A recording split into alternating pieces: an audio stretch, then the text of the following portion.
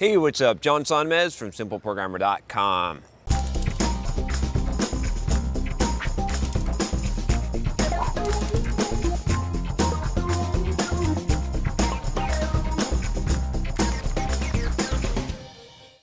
So I got a question here about branding and blogging here, about how to choose your web presence. And this question is from Tarek, and he says, John, after a really successful meetup where one of our developers did a great speak, I was going to join the Slack group to talk with the organizers and other developers. As I was about to join, I had to create a username. I've always been paralyzed at this prompt. Not because I don't know what name to use, but because I don't know if my name is good for marketing purposes. So for years I've been using, I believe it's Tiki Tariki. Can you even guess how that's pronounced?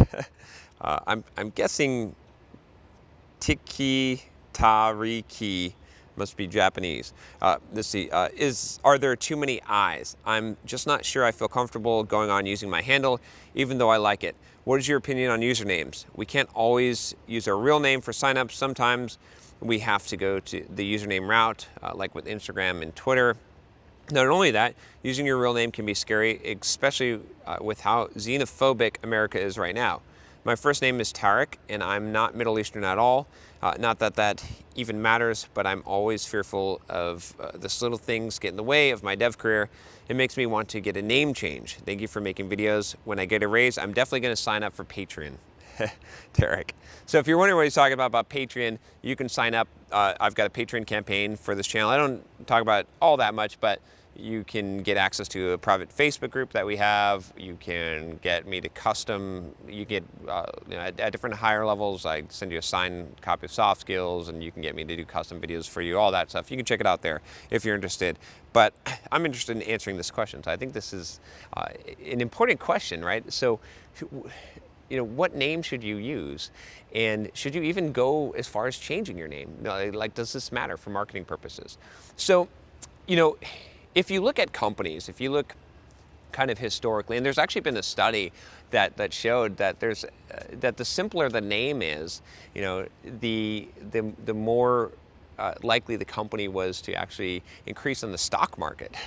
So look at and you look at big companies, what they eventually do, is they reduce their name, like IBM, right? HP, right?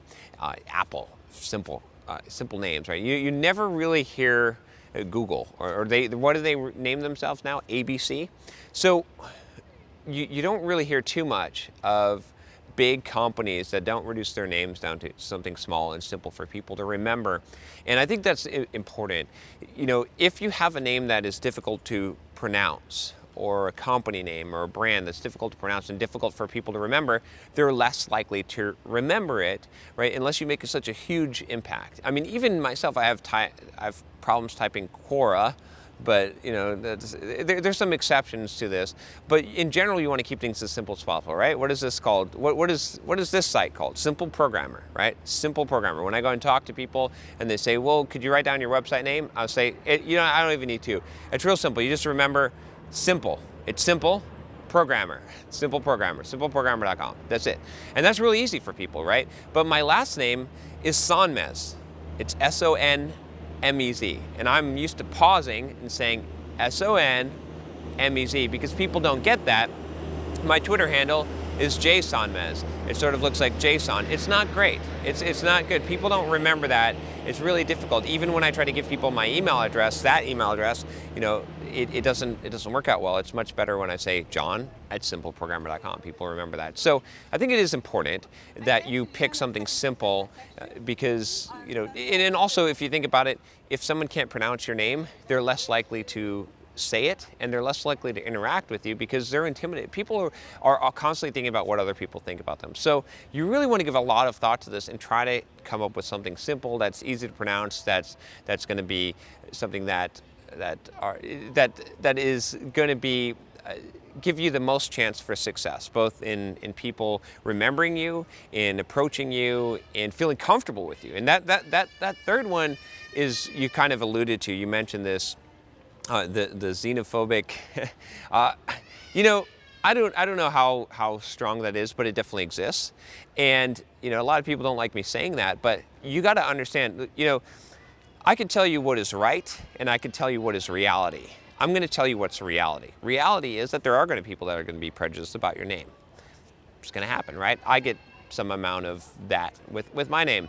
If you feel like your name is very much one of those names that is going to produce xenophobia in people, change it. Go legally change your name. Seriously, I'm not even joking with you. Why be married to some name if it's going to harm you, right? And you think, oh, this is crazy, John. How could you do that? You're disrespecting cultures and all this stuff.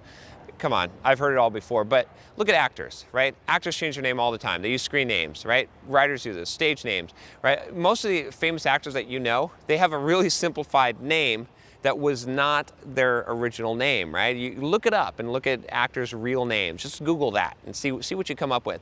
And what you're going to find is that they've done two things. One, they've changed their names if they were if they had a negative connotation that they thought maybe someone could be xenophobic about. And two, they've made them really, really simple, for the most part, are catchy. So you should do the same thing, right? You know, if people who have really highly paid PR organizations, right, are doing these things, then you should do them too. Then it makes sense, right? You kind of can look at the top. If big companies, corporations are making their names simple and they feel like there's value in this, you should probably do it too. So again, I'm not saying be ashamed of your name. I'm not saying be ashamed of your heritage or your background or anything like that. I'm just saying, let's be practical. Let's be real here. You know, pick the thing that's going to help you in life the most. Yeah, maybe your parents are going to get pissed off if you change. I've thought about legally changing my last name to Son instead of Son Mez, because that would be easier if I was just John Son.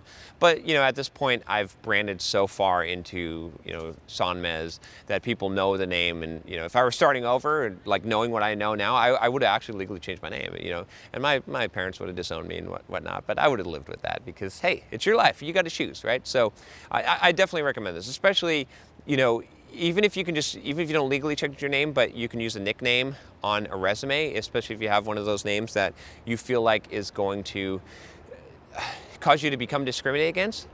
Why fight it? You're not going to change the world. Instead, you can change your name, or you can do something like that. So again, I know a lot of people are going to be pissed off about this, but hey, this is reality, right? Like I said, you can't change the world. Right or wrong, it doesn't matter. I'm not telling you moralistically what the world should be doing. I'm telling you what the world does and what you should do in response. And that's, you always got to think in those terms. Because if you're thinking that you're going to change the world, or you're going to fight this rebellion and stand for your cause, and it's going to hurt you in the end and not change the world, it's a waste. You want to change the world? Make $1 billion. That's the best way. then you can change the world. Until then, holding a picket sign or being angry about something, that doesn't do anything. So anyway, good question. If you have a question for me, email me at john@simpleprogrammer.com. If you would like to get more videos like this, where I piss off people and tell you how to get disowned by your parents, click the subscribe button. And I'll talk to you next time. Take care.